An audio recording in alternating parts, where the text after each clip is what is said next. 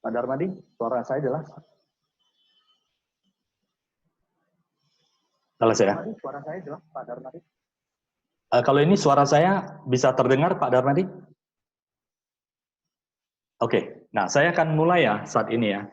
Nah, mengapa SWOT analisis ini penting bagi perusahaan sebelum melakukan strategi atau formulasi strategi bisnis? Karena SWOT analisis ini adalah sebagai suatu upaya seperti tubuh manusia. Kita harus mengecek dulu keadaan dan kemudian kondisi tubuh kita, baik itu sampel darah, kesehatan, maupun detak jantung, consciousness kita, sebelum kita melakukan aktivitas yang lebih berat. Ya, sama juga pada sebuah perusahaan. Sebelum melakukan atau memformulasi strategi bisnis, perusahaan ada baiknya melakukan SWOT analisis supaya strategi yang diformulasikan oleh sebuah perusahaan itu dapat diimplementasikan dengan baik dan benar. Ya, saat ini di era pandemik ini kita ada dua dihadapkan pada situasi bisnis. Yang pertama adalah perusahaan mengalami kemajuan atau dia tidak ada pengaruhnya dengan pandemi ini karena perusahaan berbasis digital, perusahaan masuk ke sebuah industri yang berbasis kepada digital dan kemudian ada berkaitan dengan kesehatan, vitamin dan sebagainya, food and beverage itu tidak ada ngaruhnya seperti itu ya Bapak Ibu. Namun ada juga perusahaan yang mengalami kemunduran atau impact dari pandemik COVID-19 ini. Jadi perusahaan sebelum melakukan formulasi strategi bisnis untuk dapat mampu, katakanlah apakah itu bertahan maupun memenangkan persaingan di lapangan, perusahaan sebaiknya melakukan SWOT analisis terlebih dahulu. SWOT analisis adalah seperti kita check up secara rutin kondisi tubuh kita sebelum kita melakukan aktivitas yang lebih besar lagi pada bisnis di kemudian hari. Ya. Nah, SWOT analisis ini isinya apa? Ada 4. Ada 4 ya. Ada 4. Yang pertama adalah dia bersifat internal, yaitu strength. Ya. Yang pertama adalah strength, kekuatan kita. Perusahaan harus melakukan analisis terhadap kekuatan apa saja yang ada di dalam perusahaan. Nantinya saya akan jelaskan kepada Bapak Ibu semuanya, apa saja yang perlu dianalisis oleh perusahaan untuk dapat formulasi strategi bisnis, sehingga dia mampu bertahan di era pandemik maupun berkembang di era pandemik ini, sehingga dia menjadi sebuah perusahaan yang mampu bertahan untuk jangka waktu yang lama sekali. Ya, Bapak Ibu, percayalah bahwa perusahaan yang inovasi melakukan analisis secara berkesinambungan, perusahaan itu akan mampu melewati krisis ini. Kita sudah menghadapi krisis ya. Mungkin Bapak Ibu menghadapi krisis 98, ekonomi mengalami penurunan, 2008, Lehman Brothers terjadi masalah di Amerika sehingga dampaknya ke Asia dan di Indonesia juga mengalami dampaknya secara finansial. Nah, strength adalah kekuatan kita. Ya, nanti saya akan jelaskan apa saja kekuatan yang harus dianalisis oleh sebuah perusahaan. Nah, kemudian yang kedua adalah weaknesses. Kelemahan yang dialami oleh sebuah perusahaan. Kelemahan-kelemahan apa saja yang didampak oleh sebuah perusahaan. Perusahaan tidak bisa kuat secara totali, ya. Kita bisa fokus apa yang menjadi kekuatan perusahaan dan kemudian kelemahan kita batasi, kita kurangi. Supaya sehari demi sehari kita akan mengalami perkembangan dan akhirnya kita dapat melayani pasar market yang lebih besar lagi ke depannya. Nah, strength dan weakness ini bersifat internal perusahaan. Kenapa saya katakan bersifat internal perusahaan? Karena kekuatan perusahaan itu dapat dikendalikan. Ya, dapat dikendalikan dan weakness, kelemahan perusahaan itu dapat diminimalkan. Artinya, perusahaan dapat melakukan intervensi terhadap kekuatan dan kelemahan yang ada dalam perusahaan itu sendiri. Yaitu diperbaiki, ya kelemahan diperbaiki, dan kekuatan dikuatkan kembali, sehingga kita menjadi the strong point, dan menjadi diferensiasi yang menjadi keunggulan bersaing kita dibandingkan dengan kompetitor lainnya. Nah, kemudian O dan T itu apa? Opportunity. Opportunity dan threat itu bersifat eksternal. Opportunity adalah kesempatan-kesempatan yang ada pada sebuah perusahaan, sehingga perusahaan dapat melihat sebuah kesempatan yang ditimbulkan di luar organisasi dan mengambil kekuatan dan mengambil kesempatan itu dengan mempersiapkan kekuatan-kekuatan yang ada sehingga mampu menjadi tumbuh dan berkembang. Setiap krisis itu pasti ada kesempatan, ya.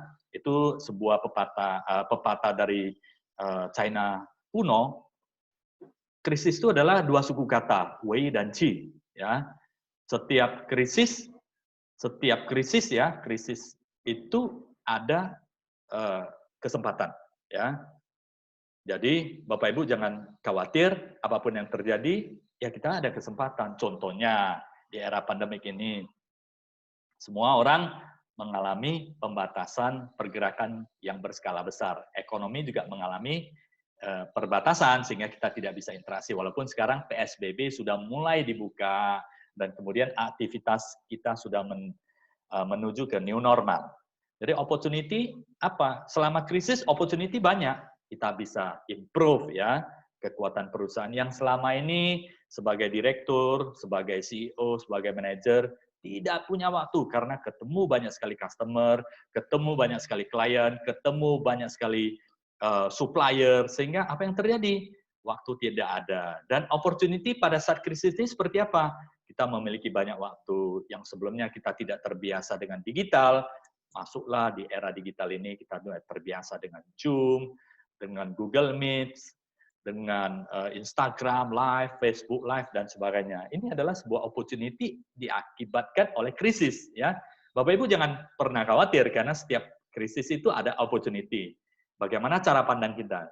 Jadi ada 3 ini cara pandang kita terhadap krisis. Itu yang disampaikan oleh Jeff Bezos dari CEO Amazon. Yang pertama, kita larut terhadap krisis itu. Ya, kita larut, kita terima apa adanya, kita merenungi setiap hari, menerima informasi, meratapi ya berapa banyak yang sudah terinfeksi COVID, dan kita akan larut situasi seperti itu. Kita akan larut mengikuti, dan kita tidak mengalami perkembangan atau inovasi yang kita butuhkan. Nah, kedua, kita bisa ada orang yang menghadapi krisis seperti COVID-19 ini adalah dia telarut, malah terimpact, worry, dan kemudian merasa khawatir sehingga tidak bisa buat apa-apa. Kemudian dia juga mengiyakan bahwa COVID ini menjadi dampak yang besar. Akhirnya perusahaan juga menjadi telarut dan impact terhadap negatif dari COVID ini. Tidak berbuat apa-apa, malah worry. Begitu takut, tidak melakukan inovasi, dan akhirnya mengalami kemunduran, akhirnya mengalami kerugian, dan say to sorry, banyak yang bangkrut juga. Ya. Nah, tetapi ada poin ketiga yang bisa dilakukan oleh seorang entrepreneur atau pebisnis. Menurut yang disampaikan oleh Jeff Bezos, ya, CEO dari Amazon. Beliau mengatakan bahwa kita menghadapi sebuah krisis COVID-19 ini itu dikuatkan. Dikuatkan karena kenapa? Karena kita belajar secara terus-menerus, implementasi digital. Ya, Jeff Bezos, Amazon.com luar biasa sekali. Sahamnya, pendapatan perusahaan itu mengalami peningkatan yang luar biasa. Karena kenapa? Karena digital. Semua orang mengalami perbatasan pergerakan sehingga komunikasi dan pengiriman pembelian barang semua melakukan digital. Jadi pada saat krisis dan COVID ini, semua perusahaan yang menggunakan aplikasi secara digital itu mengalami kemajuan yang sangat pesat sekali. Yang sebelumnya tidak menggunakan digital, saya melihat teman-teman pebisnis klien saya kemudian mulai aktivasi digital dan akhirnya mengalami kemajuan. At least sekurang-kurangnya dia dapat bertahan hidup di era pandemi ini. Setelah menuju new normal, dia akan mengalami kemajuan karena sudah melakukan namanya omnichannel, offline dan online dijalankan secara berkesinambungan. Nah, yang keempat T-nya adalah threat, ancaman. Ancaman itu apa? Ancaman itu adalah apa yang dihadapi oleh sebuah perusahaan, baik itu dari regulasi, teknologi, kompetisi, maupun perilaku konsumen yang sudah berubah. Kita perlu analisis ancaman-ancaman tersebut. Oleh karena itu, perusahaan tidak boleh berpuas diri terhadap apa yang sudah dicapai. Perusahaan harus melakukan analisis secara berkesinambungan. Karena kenapa? Ancaman dari eksternal perusahaan itu tidak bisa dikendalikan oleh perusahaan. Perusahaan hanya bisa mengamati dan kemudian menyusun formulasi yang tepat untuk dapat menghadapi ancaman ini, kemudian di-convert menjadi opportunity bagi perusahaan sehingga perusahaan dapat bertahan dan kemudian dapat tumbuh untuk jangka waktu yang lama. Itulah yang saya katakan sangat penting sekali analisis SWOT ini sebelum perusahaan merumuskan strategi yang tepat bagi bisnis untuk apakah itu bertahan, apakah itu maju, apakah itu ekspansi, dan sebagainya. Nah, strength dan weakness ini bersifat internal, dan kemudian eksternal adalah opportunity dan ancaman. Ya, simple, sangat simple. Ada yang mengatakan bahwa kita eksternal terlebih dahulu, ya, menggunakan TOS analisis. Analisis threat, ancaman, opportunity, baru kemudian internal apa yang harus dilakukan. Tapi bagi saya itu adalah hal yang sama. Selama perusahaan melakukan analisis, baik itu internal dan eksternal, itu sudah mengalami kemajuan dan saya percaya formulasi strategi bisnis, marketing plan untuk menuju ke depannya akan lebih terarah, terukur sesuai dengan kompetensi perusahaan. Nah, saya lanjut ke apa sih variabel yang perlu dianalisis? Ada 4 ya Bapak Ibu semuanya dan sahabat bisnis dan profesional. Yang pertama itu apa? Finance, keuangan perusahaan. Ini sangat penting ya Bapak Ibu semuanya. Ada perusahaan yang sangat strong di finance, artinya kontrol keuangan itu sangat kuat, sehingga begitu menghadapi krisis dia dapat bertahan, apakah itu setengah tahun dan kemudian setengah tahun, ini adalah sebuah perusahaan yang tahan terhadap krisis. Nah, jikalau perusahaan memiliki kondisi struktur keuangan yang kuat, tidak menjadi masalah. Welcome, silakan investasi, silakan membeli mesin, silakan masuk ke digital lagi untuk melakukan inovasi-inovasi, mendukung perkembangan perusahaan. Seperti yang dilakukan oleh beberapa perusahaan LQ45. Ya, LQ45 kita tahu bahwa LQ45 adalah perusahaan yang sudah go public yang sangat the best, the top 45 perusahaan go public. Nah, perusahaan-perusahaan seperti yang otomotif, ya mereka tidak mengalami masalah. Even itu adalah krisis, terjadi penurunan penjualan karena PSBB, terjadi pergerakan, pembatasan pergerakan, tetapi menurut pemimpin perusahaan LQ45 tersebut, ini adalah time to inovasi, time to improve mereka punya manajemen, menuju digital, menuju the digitalization. Mereka investasi, training secara besar-besaran terhadap tim. Dengan harapan setelah pandemi ini selesai, mereka, perusahaan-perusahaan tersebut, ready to grow dan ready to expansion, dan mereka akan memenangi pasar kembali, merebut pasar kembali. Ya, ini adalah waktunya mereka melakukan inovasi secara sistem, SDM, dan sumber daya lainnya di organisasi secara berkesinambungan. Nah, finance ini sangat penting. Kita harus melakukan evaluasi finance secara berkesinambungan, alokasi dana yang tepat, ya di saat krisis ini, ya tentunya harus efisiensi ya di segala bidang. Segala sesuatu yang tidak berkaitan dengan penjualan, dapat berkaitan dengan produktivitas, efisiensi, maupun membantu perusahaan menjadi lebih kuat ke depannya, disarankan perusahaan sudah mengurangi atau budget kembali sesuatu hal-hal yang tidak digunakan atau tidak bermanfaat bagi perusahaan. Nah, jikalau ada alokasi, silakan ekspansi. Karena di saat kompetitor, di saat perusahaan-perusahaan lain lagi berdiam diri, lagi wait and see, kalau perusahaan memiliki struktur keuangan yang bagus, disinilah saatnya untuk inovasi dan investasi untuk hal-hal yang bermanfaat bagi perusahaan, sehingga selesai pandemi ini, perusahaan akan mengalami kemajuan. Karena perusahaan sudah mengalami kemajuan di berbagai sisi, ya, karena kondisi finansial yang kuat. Kalau tidak kuat ya apa boleh buat ya, harus menyelamatkan dulu perusahaan terlebih dahulu. Ya kita tidak bisa mengharapkan harus ekspansi dan sebagainya. Yang penting pada saat ini adalah kondisi perusahaan selamat. Dan ingat Bapak Ibu, cash is the king ya. Cash harus terjaga dengan baik, operasional perusahaan dan jangan sampai masalah. Karena kalau operasional perusahaan dari segi aspek keuangan sampai masalah, itu efeknya akan sangat besar sekali, di mana cost akan menjadi tinggi, harga pokok produksi atau harga pokok penjualan akan menjadi tinggi karena kita berjalan tidak efisien. Dan kemudian jikalau kita berhubungan dengan pihak ketiga, kita ada penundaan atau katakanlah tidak komitmen terhadap pembayaran tersebut, maka bukan hanya operasional dan cost akan tinggi. Ya, kalau finance tidak dikendalikan dengan baik, akan menyebabkan brand perusahaan menjadi terganggu karena mengalami krisis kepercayaan. So, be careful, ya sangat hati-hati untuk Bapak Ibu pebisnis di seluruh Indonesia. Dan apa yang dilakukan jikalau Bapak Ibu kena demikian, saya sarankan adalah selamatkan dulu perusahaan.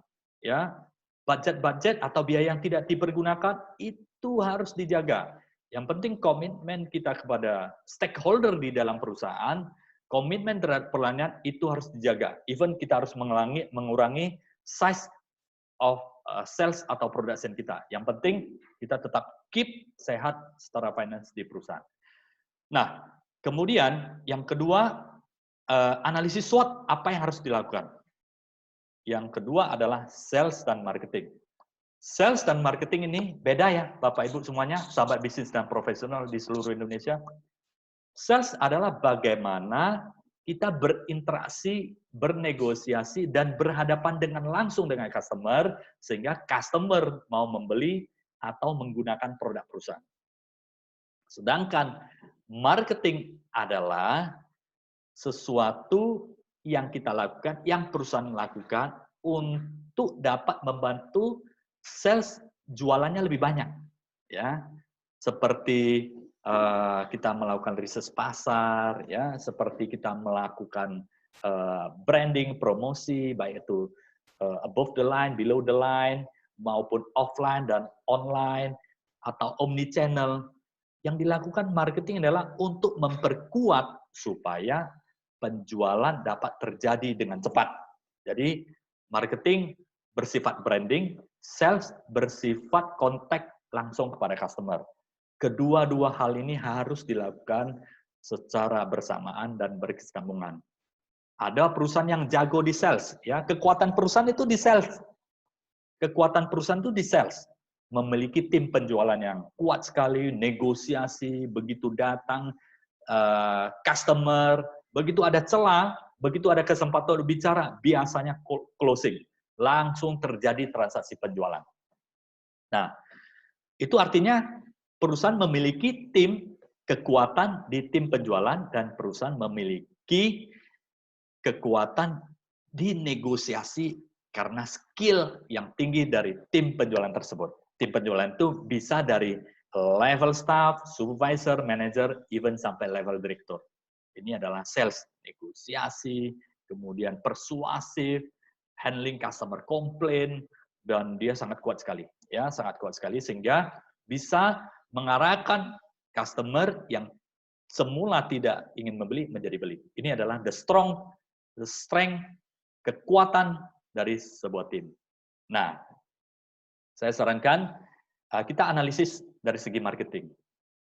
Marketing seperti branding dan sebagainya. Marketing seperti branding, pada awalnya kita menganggap ini adalah cost bagi perusahaan. Sebenarnya ini adalah investasi, ya Bapak Ibu. Jikalau perusahaan Bapak Ibu belum menjalankan branding atau aktivitas marketing seperti merumuskan strategi, research market, sampai kepada menemukan perilaku customer yang cocok bagi perusahaan. Tujuannya untuk apa? Supaya nanti produk dan jasa yang diciptakan oleh perusahaan itu dapat match dengan customer behavior, customer need, sehingga proses perjualan itu dapat terjadi dengan baik, cepat, dan sales closing dapat juga dengan efektif dan efisien. Nah, jikalau Bapak Ibu belum melakukan research market, ya, branding, mengapa ada perusahaan ini selalu melakukan branding ya, baik itu offline maupun online ya, pameran dan kemudian billboard, baliho, walaupun sudah ketinggalan, tapi masih tidak dijalankan. Ya, ditambah lagi dengan digital. Sekarang promosi yang sebelumnya offline itu seperti kita billboard, baliho, brosur dan sebagainya sudah masuk ke digitalization. Ya, omni-channel digitalization, kita bisa menggunakan free, ya, Instagram. Kalau menggunakan yang berbayar juga bisa. Tentunya kalau yang berbayar itu jangkauannya akan sangat besar dan kemudian impresinya kita dapat mengakses di seluruh Indonesia dan kita bisa pilih ya. Pada awalnya kita menganggap branding ini adalah sesuatu yang waste money, yaitu menghambur-hamburkan uang. Sebenarnya menurut proses pembelian sebelum terjadi closing tentunya harus ada terjadi awareness terlebih dahulu ya. Kalau customer aja tidak tahu, tidak aware terhadap produk dan jasa maupun perusahaan, ingat saja tidak pernah, bagaimana mau membeli? Ya, Bapak Ibu, itulah alasan kenapa perusahaan itu membutuhkan branding, membutuhkan komunikasi, membutuhkan marketing untuk supaya produk dan jasanya semakin dikenal, semakin diingat, begitu customer aware, ada kesempatan untuk melakukan pembelian. Nah, itu belum cukup, Bapak Ibu semuanya. Masih butuh yang namanya building interest. Bagaimana supaya customer itu memiliki keinginan. Ya, setidaknya dia udah mengetahui dan tertarik. Dan itu tentunya ada proses-proses di dalam gimmick dan sebagainya, atau solusi yang membuat customer tertarik, intention, dan kemudian ditambah lagi program-program dan keunggulan-keunggulan dan komunikasi yang baik dari tim penjualan sehingga mereka mengambil keputusan membeli. So, ada yang bertanya, ya, marketing itu untuk apa? Wasting money. Inilah jawabannya, Bapak Ibu semuanya. Ya, tidak mengenal, tidak terjadi awareness oleh customer terhadap produk dan jasa perusahaan, tidak mengenal bagaimana produk, merek dan nama saja tidak dikenal, bagaimana membeli? Itulah logikanya. Jadi, masuklah, analisislah sales dan marketing ini, kekuatan perusahaan apa dari segi sales dan marketing, apakah sudah melakukan marketing, weakness-nya apa, apakah tim ini kompeten, ya, opportunity seperti apa? Opportunity marketing. Sekarang kita jalan digital. Yang sebelumnya mungkin kita masih offline, telepon, WhatsApp, terbatas berapa yang kita bisa berkomunikasi. Mungkin terbatas kepada jumlah kontak yang ada di dalam phonebook kita. Jumlah nama kontak yang di dalam handphone kita. Namun saat ini, opportunity bisa datang jikalau kita menggunakan digital. Kita bisa menggunakan Zoom untuk mengundang banyak orang. Ya, sekarang transaksi via Zoom itu luar biasa sekali. Bukan hanya untuk melakukan seminar, kita interaksi, meeting, dan sebagainya. Banyak industri-industri, baik itu alat berat, properti, ya perusahaan-perusahaan properti di Indonesia, kemudian jual mesin yang harga yang luar biasa sekali, juga menggunakan Zoom. Karena kenapa? Presentasi itu luar biasa. Kita bisa melihat detail dari yang kita sampaikan. Sehingga ini sangat bermanfaat bagi customer, dan akhirnya digital ini banyak membantu perusahaan di dalam closing. Nah, menggunakan digital marketing, digital media digital seperti Zoom, Facebook, WhatsApp, dan kemudian Instagram, YouTube, seperti yang saat ini saya lakukan di YouTube Live seperti ini, juga sangat bermanfaat. Kenapa?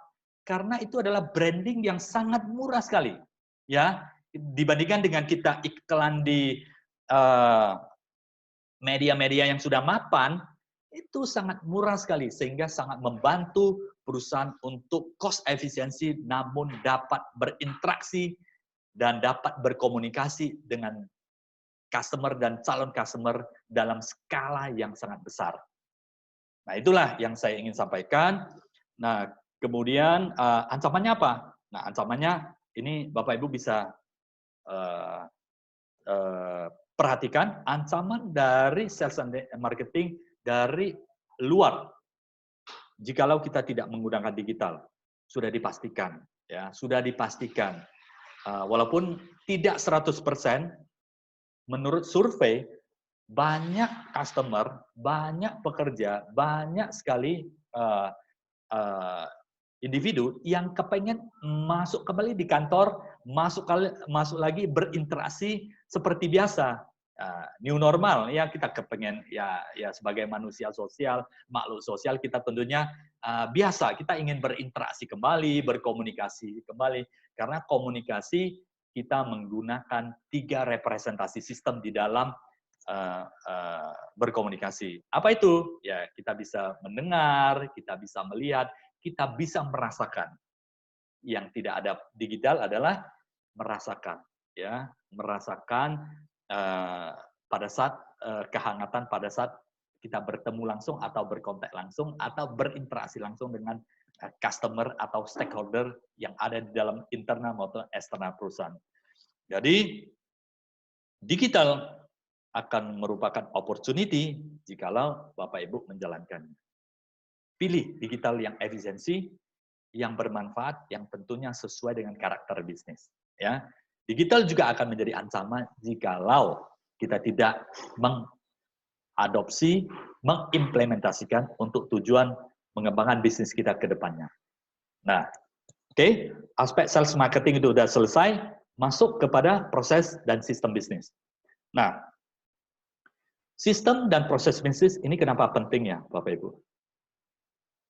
Sebelum kita melakukan ekspansi, sebelum kita melakukan pergerakan atau investasi, atau katakanlah, itu untuk perusahaan yang maju, yang tidak memiliki dampak terhadap pandemi ini ya, kita bisa inovasi sistem yang sebelumnya kita belum memiliki SOP. SOP itu apa? Standard Operating Procedure, bagaimana melayani customer, begitu customer datang kepada perusahaan, apa yang harus kita lakukan, bagaimana memberikan penawaran, apakah katalog dan sebagainya, brosur-brosur kita sudah lengkap. Nah, kalau sudah masuk di dalam digitalization, apakah kita sudah memiliki e-katalog, apakah kita sudah memiliki e-company profile, apakah kita sudah memiliki website, apakah kita sudah memiliki channel-channeling yang akan membantu perusahaan di dalam memperkenalkan produk-produk dan jasa kita kepada customer. Apakah customer yang ingin berinteraksi atau komplain itu dibuat mudah atau tidak? Ya, saatnya kita improve, kita perbaiki secara berkesinambungan.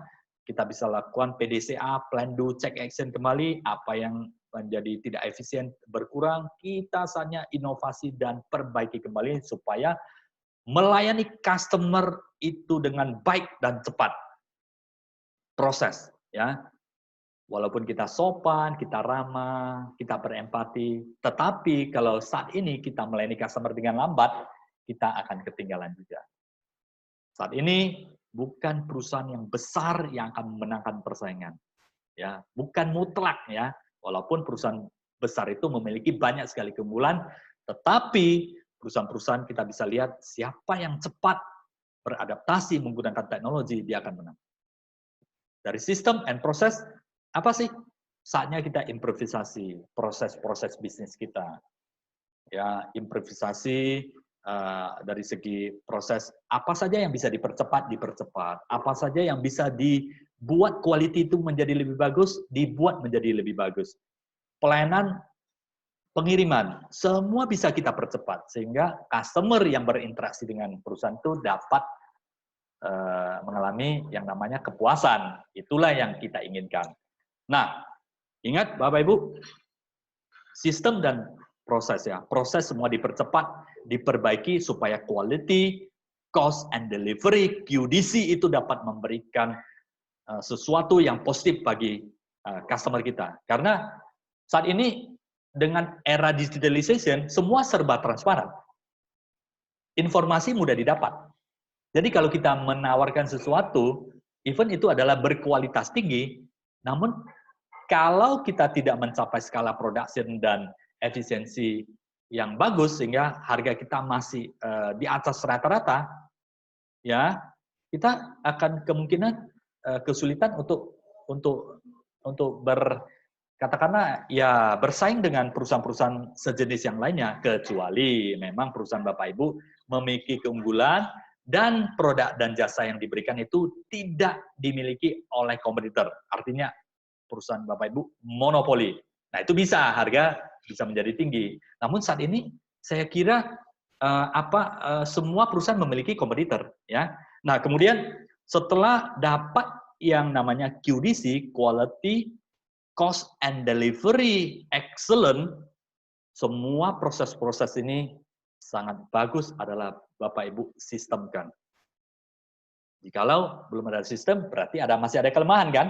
Masih ada kelemahan, ya Bapak Ibu harus perbaiki.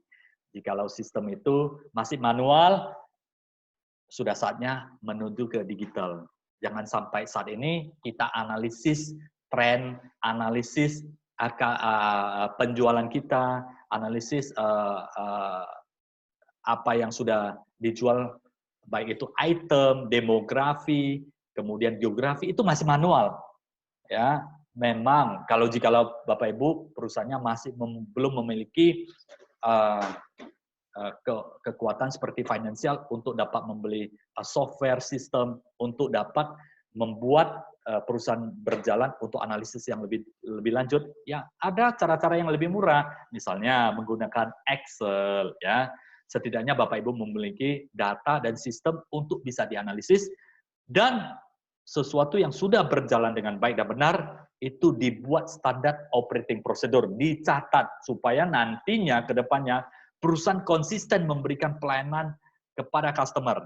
Yang menjadi masalah adalah sebenarnya banyak perusahaan yang tidak memiliki keunggulan bersaing dari segi pelayanan dan produk.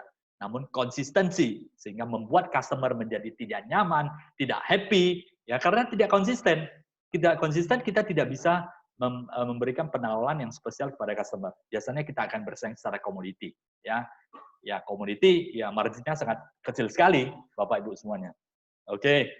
Nah, keempat, yang tadi sudah 3 ya, finance, sales dan marketing, sistem dan proses. Yang terakhir adalah human resource. Ingat Bapak Ibu, sumber daya manusia di dalam perusahaan itu adalah aset. Kita harus jaga mereka, kita harus kembangkan mereka, kita harus perhatikan mereka. Karena SDM di dalam perusahaan yang menggerakkan seluruh sumber daya yang ada di dalam perusahaan, baik itu pelayanan, komputer, sistem, dan sebagainya, sehingga perusahaan dapat memberikan pelayanan terbaik kepada customer, dan akhirnya perusahaan mendapatkan profit dari pelayanan dan penjualan kepada customer. Nah, kekuatan apa?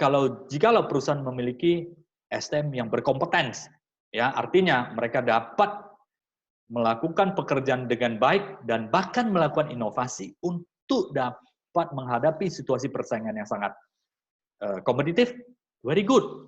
Ya, jikalau belum, apa yang terjadi? Misalnya manajer masih melakukan pekerjaan supervisor dan staff. Ada manajer yang sangat bangga, waduh, staff saya ini tidak bisa perform, saya bantu dia. Supervisor saya masih tidak bisa perform, sehingga saya harus turun tangan. Saya bantu dia. Sebenarnya, Bapak Ibu, kelihatannya bagus sekali ya. Kita akan menjadi seorang manajer yang super power, dan mampu mengerjakan pekerjaan staff dan supervisor. Tapi, jikalau dianalisis dari segi perkembangan perusahaan dan dari biaya yang diinvestasikan oleh perusahaan, ini ada sebuah masalah. Kenapa saya katakan masalah? Karena perusahaan membayar gaji manajer adalah untuk mengerjakan pekerjaan manajer. Kalau untuk mengerjakan staff, ya gaji staff beda dong dengan manajer. Sangat beda ya. Jadi kalau seorang manajer yang bangga, dia mengerjakan supervisor dan staff itu, sebenarnya ada problem di dalam organisasi itu, ada problem di manajer itu, karena perusahaan membayar gaji atau kompensasi sebagai manajer, dia harus merencanakan, memikirkan bagaimana bisa melayani bisa menciptakan sistem-sistem yang lebih bagus, inovasi-inovasi yang lebih bagus, riset market yang lebih bagus, menghasilkan quality produk yang lebih bagus, sehingga membantu supervisor dan staffnya lebih produktif dan mampu mendorong perusahaan untuk dapat lebih maju dan berkembang. Jikalau seorang manajer melakukan pekerjaan dan staff, dan dia masih dibayar dengan manajer, padahal staff dibayar adalah 1/4 dari gaji manajer aja. Kalau banyak terjadi di sebuah perusahaan itu, artinya perusahaan mengalami inefisiensi. Ya, inefisiensi. Itu secara tidak langsung, secara tidak sadar, kita akan menghambat pertumbuhan perusahaan ke depannya, dan tim juga tidak bisa maksimal karena dia selalu dibantu, dia selalu didukung, sehingga tim juga tidak perform, organisasi, koordinasi, delegasi, dan sebagainya, fungsi manajemen di dalam perusahaan tidak berjalan, akhirnya roda perusahaan akan diperlambat karena tidak efisien tersebut, ya. Akhirnya perusahaan-perusahaan lain kita akan kalah bersaing seperti itu, ya. So, sekilas nampak seorang super manager atau super direktur yang bisa mengerjakan semuanya sampai ke bawah-bawah, sebenarnya dari segi efisiensi, dari segi organization development itu adalah tidak bagus. Apalagi seorang general manager, ya, seorang general manager dia harus memikirkan overall untuk perusahaan.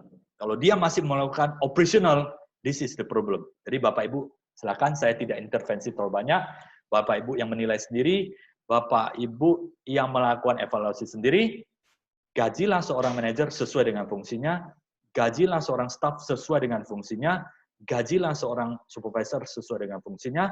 Jikalau terjadi gap, mereka tidak mampu melakukan tugas dan tanggung jawabnya dengan baik dan benar.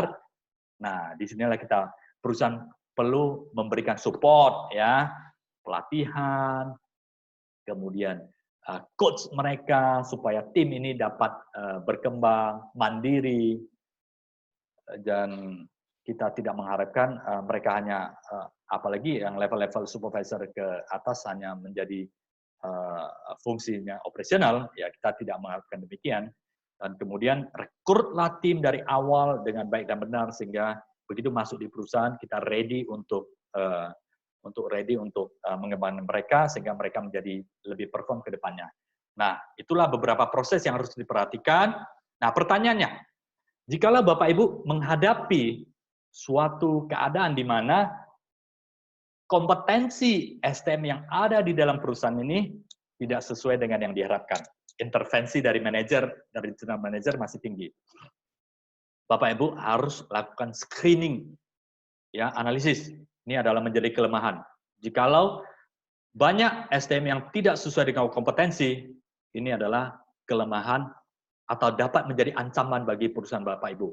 Segera lakukan perubahan-perubahan, ya, supaya STM yang ada di dalam perusahaan ini bukan menjadi kelemahan, bukan menjadi ancaman, tetapi buatlah STM di dalam perusahaan ini menjadi kekuatan bagi perusahaan untuk dapat bersaing dengan situasi market yang sangat kompetitif ini, sehingga perusahaan Bapak Ibu dapat maju dan berkembang, ya, dapat melewati pandemik ini dengan baik dan cepat, dan even menjadi tumbuh dan berkembang, ya. Nah, terakhir ini slide-nya. Kalau Bapak Ibu sudah melakukan SWOT analisis, kekuatan, strength, weaknesses, kelemahannya, opportunity-nya, trend-nya, saya pikir Bapak Ibu cari 3 yang paling besar untuk dilakukan perubahan. Kalau yang strength, tidak perlu dirubah lagi, dikuatkan lagi.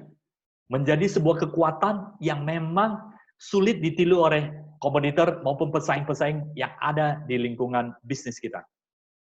Sehingga mereka semakin jauh kita menjadi the leading company in product and service yang kita berikan kepada customer kita.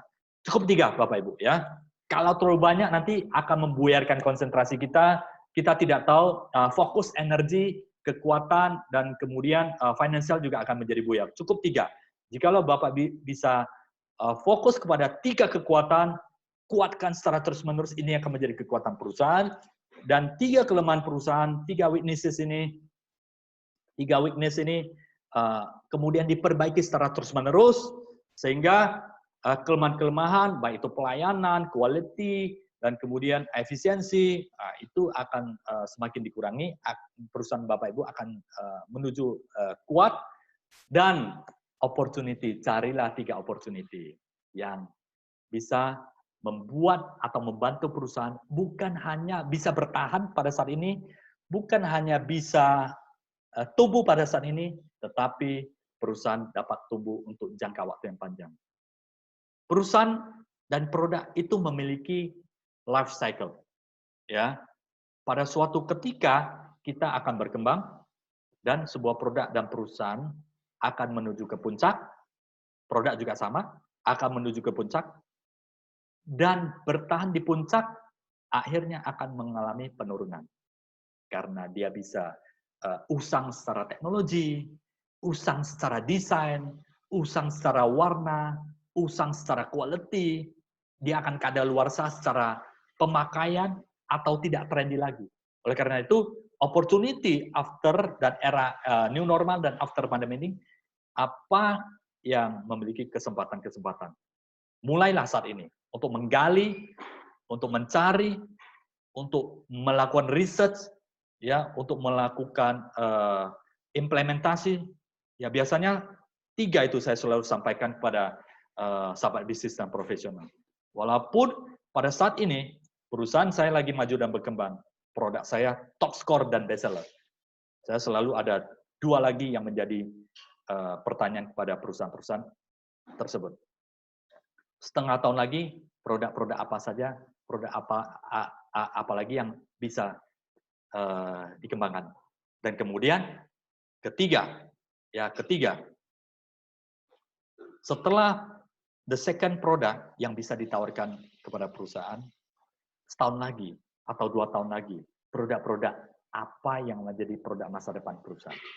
Jikalau perusahaan Bapak Ibu bisa menjawab ketiga produk ini, produk yang bestseller saat ini, setengah tahun dan 1 tahun produk bestseller seperti apa, after 2 tahun seperti apa, trennya seperti apa, perusahaan Bapak Ibu tidak pernah akan mengalami krisis. Nah, itulah yang dilakukan oleh perusahaan-perusahaan yang maju dan berkembang, yang bisa bertahan untuk jangka waktu yang panjang, untuk selalu melakukan inovasi. Nah, kemudian yang terakhir adalah threat, ancaman. Ancaman adalah yang saya katakan adalah 3 ancaman terbesar. Apakah itu ancaman teknologi, ancaman human resource, sumber daya manusia, ancaman sumber daya manusia, dan sebagainya. Bapak Ibu silakan catat. Nah, setelah mengetahui ini, baru Bapak Ibu bisa, atau saya katakan,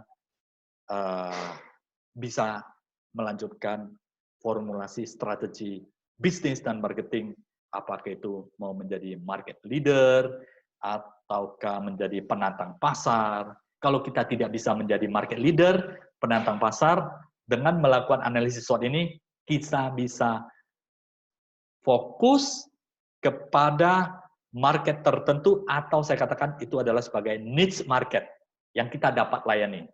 Kita tidak bisa menjadi raja besar, jadilah raja kecil di sebuah segmen yang kita masuki.